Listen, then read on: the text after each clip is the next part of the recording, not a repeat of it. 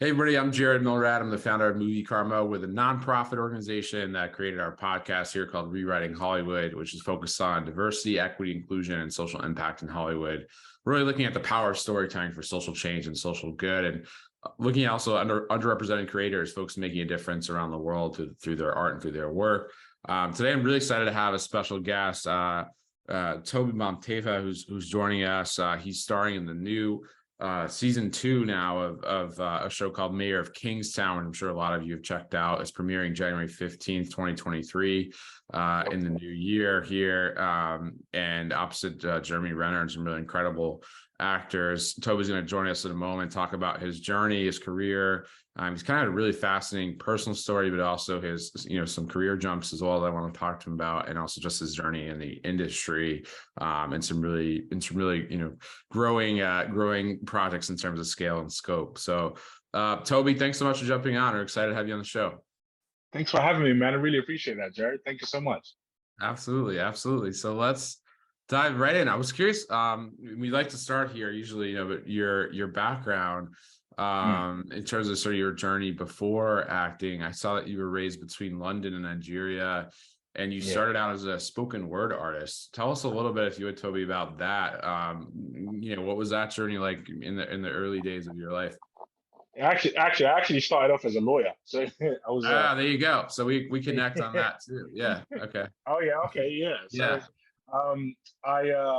when I graduated during the recession in England. And so I had to find some other way to get some experience and stuff. So I went back home to Nigeria to complete my national service. I studied law and sociology. And so I used that as well as completing my national service. And so that was the route. I was planning to become a barrister. I had to complete my law degree after serving, complete my law degree, and then go back to Nigeria to work. But then I thought I didn't really like the lifestyle. Was not something that I felt was good for me, and I wasn't really passionate about it. So I decided to pursue more creative exploits. Spoken word and poetry was just one of those avenues. I come from a family of artists. Both of my parents are actors. My dad is an actor in Nigeria. My mom's an actor here. She's also a choreographer and a costume designer and all that stuff. And my brother is a graphic designer. So my family is all really creative and stuff. And so I did. I think my first I guess paid job was at the Edinburgh Fringe. I don't know if you've heard of that. The Fringe Festival in Scotland. Yeah. So I did that. And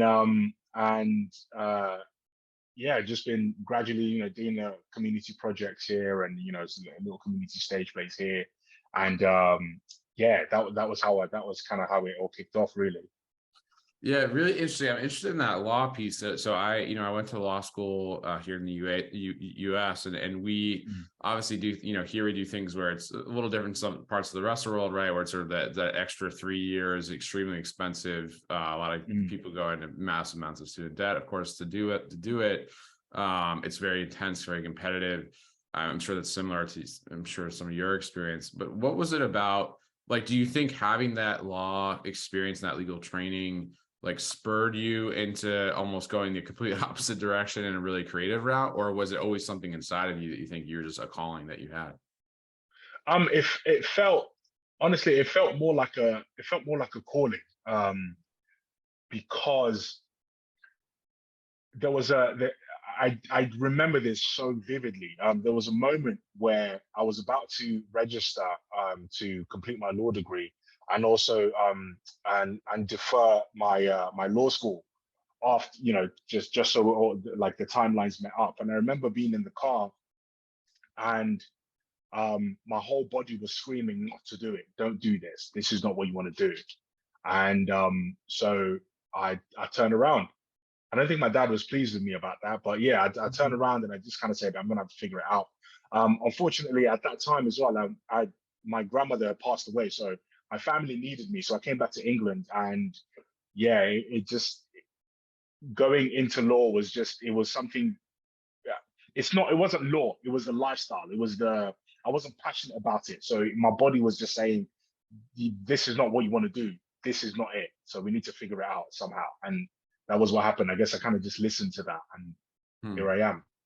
And Yeah, maybe some pressure perhaps from your dad or your parents on, hey, you should mate. this is more stable, or this is more lucrative, like Yeah, do yeah, it. yeah. Tell me about it. Like my dad was he was he was saying to me that, it's important to have, a regular income and things like that. And he was like, being an actor himself, he was telling me, he was warning me, saying to me like, this life is not easy.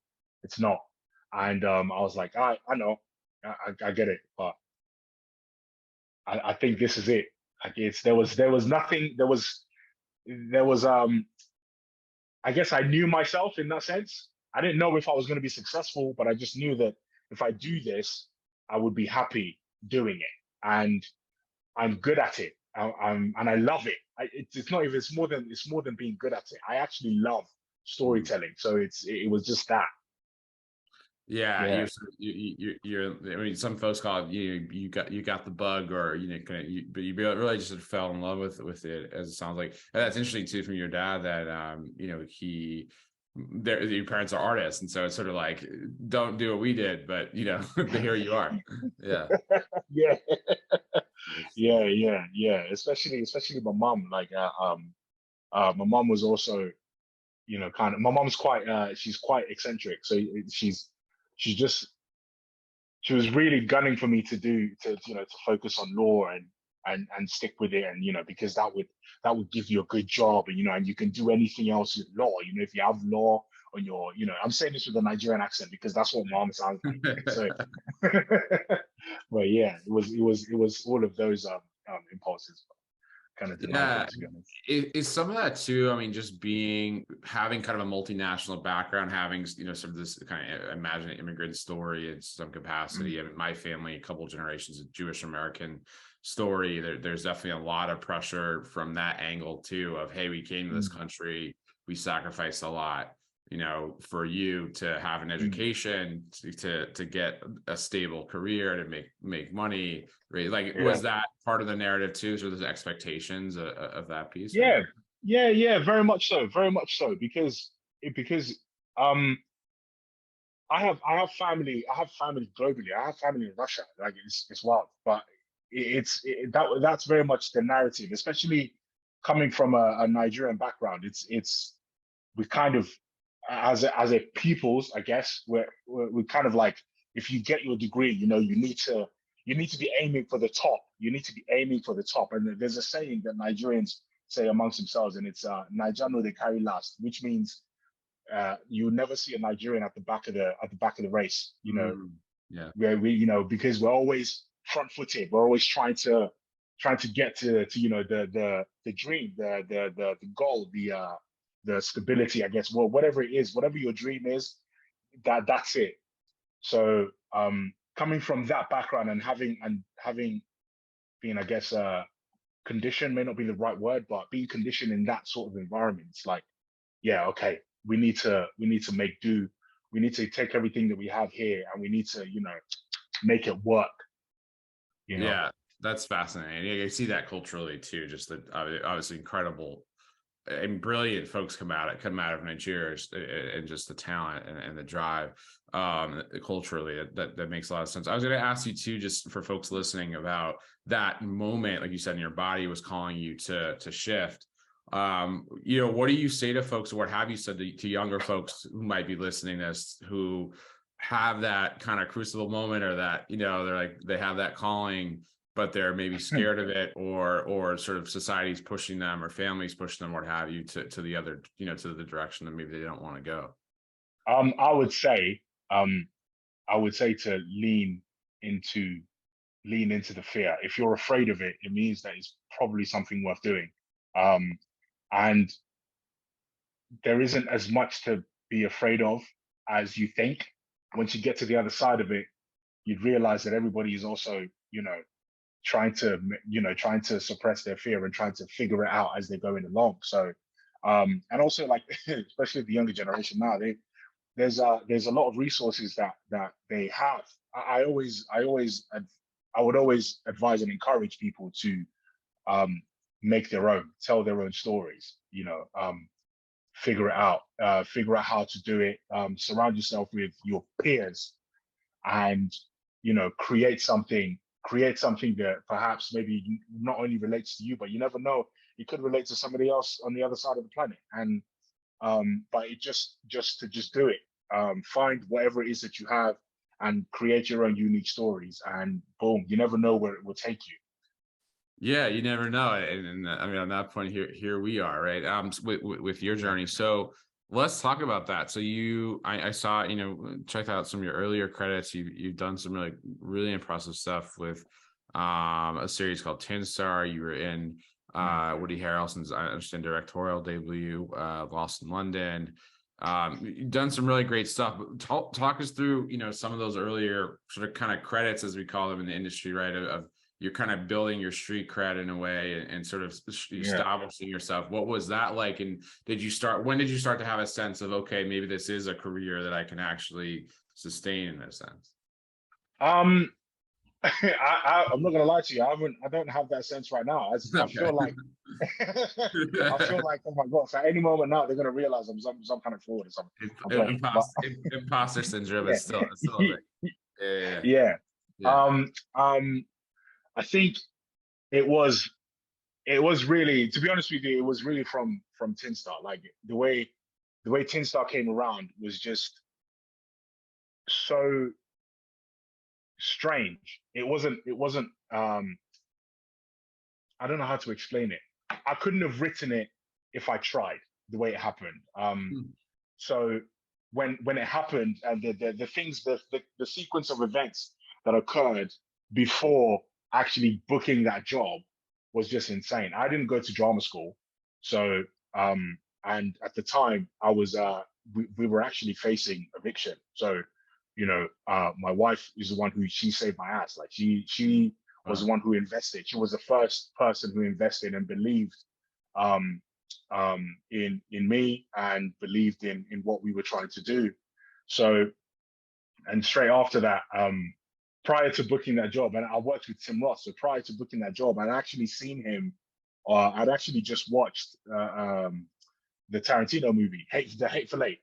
You just watched that, and the next day I got a text message, and it was from Spotlight. So we have a thing called Spotlight, which is like a directory, like IMDb, right? Yeah. And so that happened, and it all happened so quickly that by the time I met my agent, the first thing she said to me was, congrats on the job. How cool is it that Tim Roth is attached to this production? And I was like, I literally just watched this guy a week ago. And I remember in the cinema during the interval, I remember saying to my wife, she was my girlfriend at the time, but I remember saying to her, I would really love to work with him, because he has this very unique ability to disappear into the character. And he makes it look so easy. And at the time when I was watching it, I didn't actually know it was him. So I was like, yeah, I want to do what he does. I love the way he does it. And then boom, 2-2s now. I'm shooting in Calgary, and I'm looking at Tim Roth in his face. That's insane. Yeah, that's absolutely insane.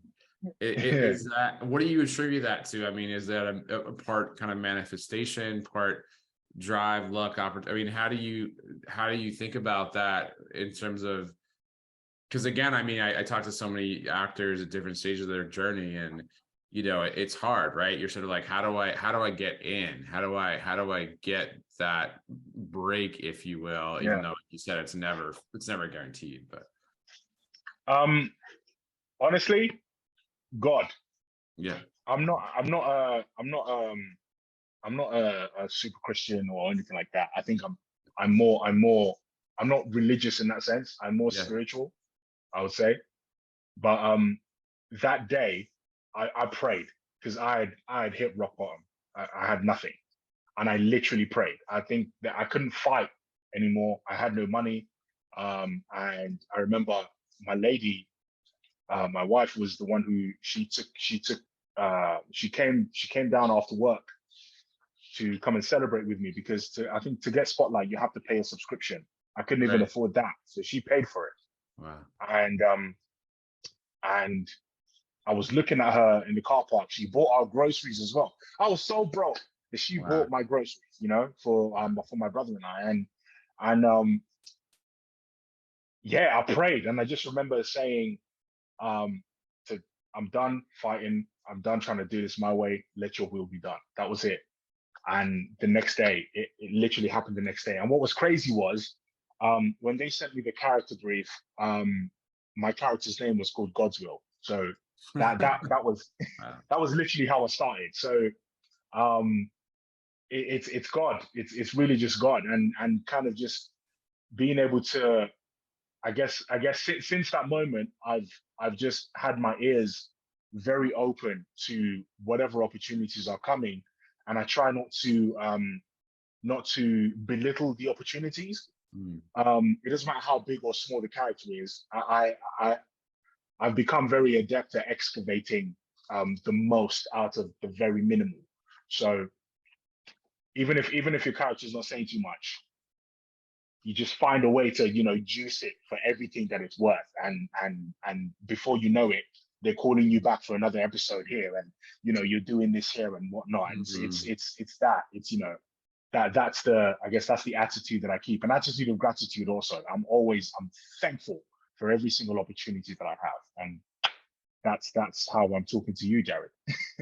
Yeah, there you go. I mean, I was going to ask you about that sustainability piece before we get to Mayor of Kingstown, because I think a lot of times folks, hear, oh, Tobi's got Mayor of Kingstown. Wow, he came out of nowhere. Whatever it might be, people make those assumptions, but you have obviously been at it for a while. And I was going to ask you about how you sustain that, because and you've answered some already, just that attitude of gratitude and that sort of that focus it sounds like you bring, and humility, I imagine, but like work ethic, like what would those be the things that you think have allowed you to kind of continue in this business, which can be there's so many ups and downs and breaks, Yeah, and yeah. yeah, 100%, 100%, 100%. And it's also being, because I love it so much. I spend my time very, very carefully, but not in the sense that I'm cautious, but that I value the time that I have, especially in whatever story it is, and whoever is involved in it. So um, I try to create a very, very good environment to foster those sort of feelings. So I make sure that the people I work with are okay, are good, or whatever it is, even if they're excuse my language, but even if they're not particularly friendly people, like at least I know I love it. So that's what I'm putting into it.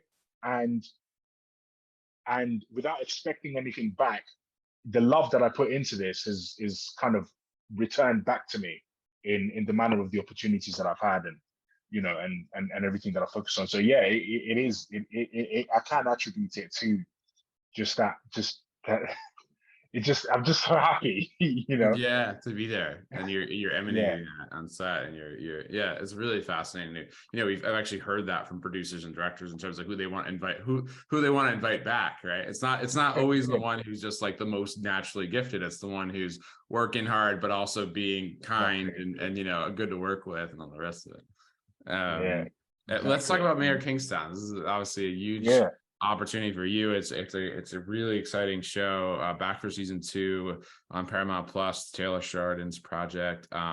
You're in an expanded role as Bunny opposite Jeremy Renner this season. Tell us just a little bit about the project in terms of what appealed to you, and in the context of this career we've been talking about, and why did you feel like it was something you wanted to be a part of?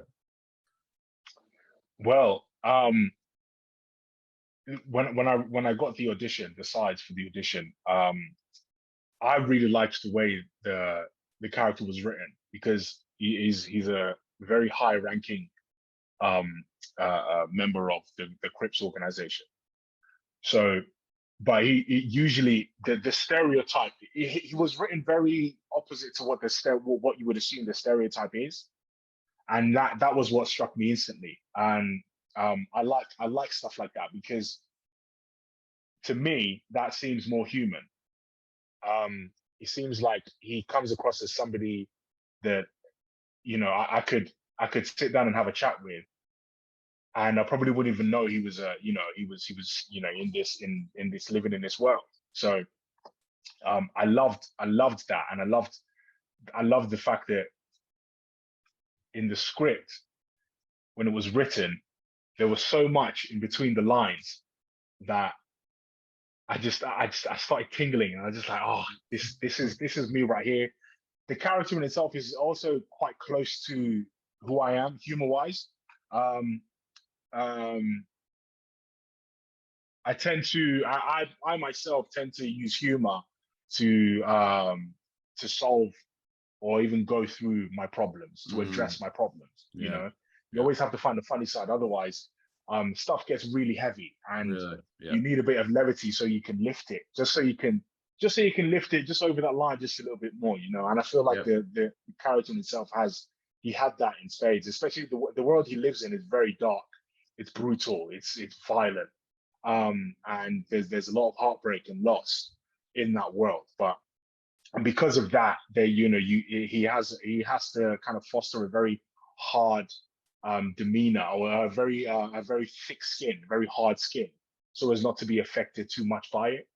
But again, the humorous side of it it makes him a little bit more relatable. Yeah, it's fascinating. I mean, and I think the point you made about that the character was written as a multi-dimensional character and a layered character, like to your point, we don't always see, especially with something that could be and has fallen into stereotype very often. Do you feel like, as obviously going a little bit of a broader question on diversity, equity, inclusion, and kind of where we are, but and representation too, but do you feel like, are you seeing more of those types of roles where they are more layered, like this role, they are more thoughtfully penned, if you will, or what are you seeing a trajectory there, in other words? Yeah, most definitely. I am, especially with some of the projects that I've been exposed to and stuff. I've seen things that I perhaps wouldn't have seen a few years ago. But also there's what I find quite exciting is also the willingness to listen, to exchange stories and things like that, and not with the premise of taking advantage of, but more with the premise of a cohesive collaboration. Let's all work together to bring this story forward. I'm seeing more of it. I don't think it's where I'd like it to be, but I'm definitely seeing more of it. So yeah. So just to answer your question, yeah. Good. Okay. Yeah. Good. No, I mean, it's good to hear. That's something that we're obviously advocating for. Talk about just briefly about working with this cast and crew and kind of the environment on set. I mean, again, I'm sure folks listening to us who are actors or want to be in these, environments, like what was it like, and was it high pressure, or was it just fun to do both? Mate, there were times where I actually forgot I was at work. That's how crazy it was. And it's the crew. I've been lucky enough to work with fantastic people, but the crew really are I believe on any production, the crew is what makes the magic happen. They make me look good, and it's so I'm very cognizant of that, and they work hard. So it's important to let people know that you see the work that they're doing, and to see the love that they're putting into it. Because I'm sorry, but it's not if you were to picture somebody, oh yeah, you're going to be lifting boxes all day, you're going to be working 12-13 hour days or whatever it is, carrying boxes and carrying heavy ass equipment or whatever it is, that's not really attractive. Do you know what I'm saying? But if if it's just but people do it, they do it knowing that they're going to create this piece of magic that we're all going to sit and watch for 2 hours, sometimes maybe 10 episodes or whatever it is. So yeah, they bring the show to life. They make it happen. And I've been very blessed to work with some absolutely hilarious characters. So much to the point where I've actually based some of the projects I've worked on, I've based the characters on certain members of the crew, just from their mannerisms and characteristics and stuff like that. And you can only really do that just from talking with people and conversing and exchanging stories and being friends and stuff. You look after them, they look after you, and it's like I said, it becomes a collaborative, cohesive experience. And it's just yeah, the crew on Mayor of Kingstown, top notch. Salute to all of them. The crew in Toronto, the crew in Pittsburgh. Salute to all of you. Salute. That's amazing. Yeah, and I love that you shouted them out, because the crew, yeah, I mean, especially folks as to use an industry term, kind of below the line crew, right? Like folks who are, doing art direction and script supervisor. I mean, all the components that we don't always hear about. Incredibly hard workers, often I would argue very underpaid, overworked, doing amazing work. Yeah, I agree.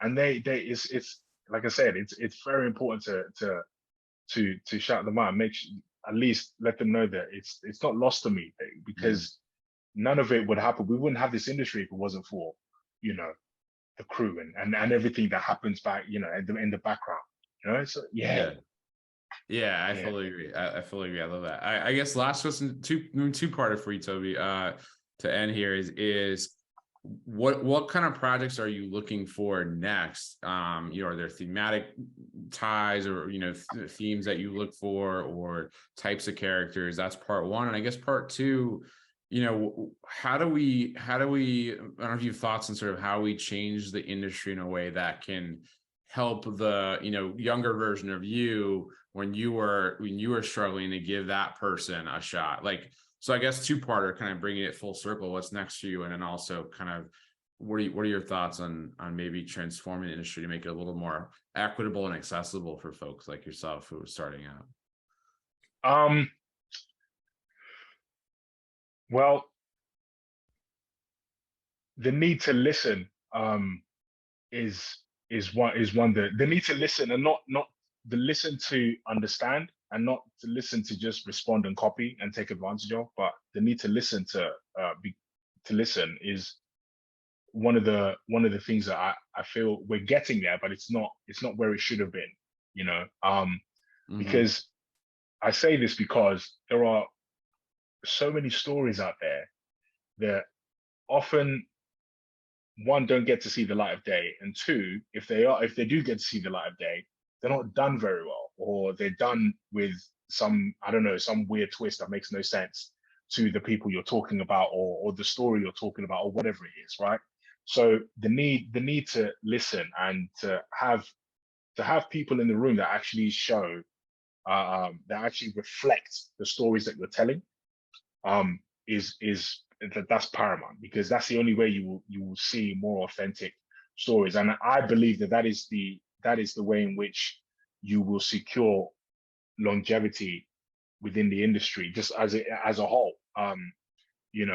If more people see themselves on screen and on TV and in different media, then it invites even more people, and as such, it becomes a bit of a snowball effect. Everything gets larger and larger, and because everybody is seen. So yeah, there's space for everybody. And sorry, remind me what the first question was. You said, yeah, and I guess on that point, I mean, if you think about creating more space, what kinds of projects do you want to do? And I guess as part of that, I mean, do you see yourself expanding into like writing, directing, or having a production company? Or I don't know if you're already in that track, but is that something you want to do as well, to create more space, create more opportunity for others, and kind of that type of piece?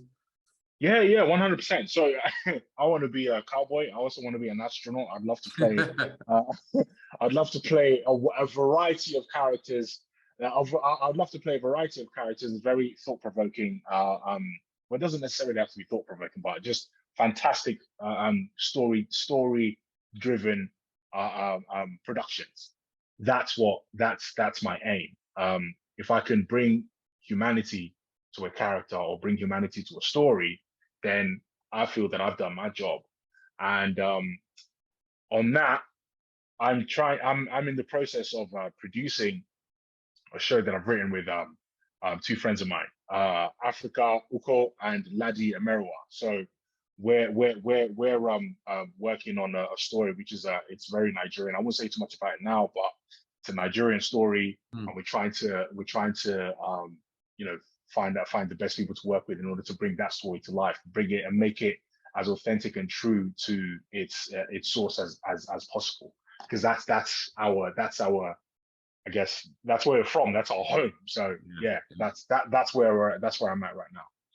Yeah, I love that. And trying to tell more authentic stories and share those stories with the world so that we can connect and empathize is really Yeah, the power of storytelling, isn't it? Yeah. yeah, it really is. It really is. It really is the power. I think because we're so used to division that we often focus on our differences, but with the irony is that we share more similarities than differences.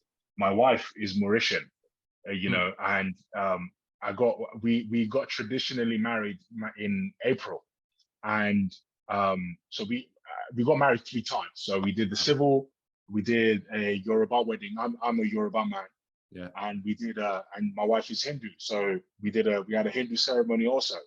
We realized that despite speaking different languages, maybe observing God in a different way, observing our religions in a different way, fundamentally, we all had very, very similar personalities, very, very similar character traits, very, very similar cultures. It's just spoken in a different way, but everybody loves their culture, and we Yeah. express it in a way that we can all relate to. Yeah, 1,000%. That's beautiful. And I think like that connectivity through not only your own family then, but also through your art is a really powerful thing. I think that's the kind of thing that I know we at our organization and in this space want to see a lot more of. So, I love that. Yeah, Um, I love listening to your podcast. By the way, it's one Thank of you. my it's one of my daily my daily listens when I'm driving. So, Oh, thank you. Oh, yeah, wow. yeah. So yeah, That's good to thank you so know. much for having me on this, man. I love it. I love it. Yeah, that's awesome to hear. Thanks. So we don't always know, so it's good to know people are checking it out. I appreciate that a lot. That's all Uh, right, man. That's all right. well, hopefully you'll hear yourself on here very soon. Again, our guest say Tobi Bamtefa. The project is Mayor Kingstown season 2, but you'll see Yeah. him, I'm sure, and have seen him in lots of great stuff. Tobi, thank you so much for being on the show. It was Thanks, really an honor Jeremy. having you on. Thank you, man. I appreciate it. Thank you so much.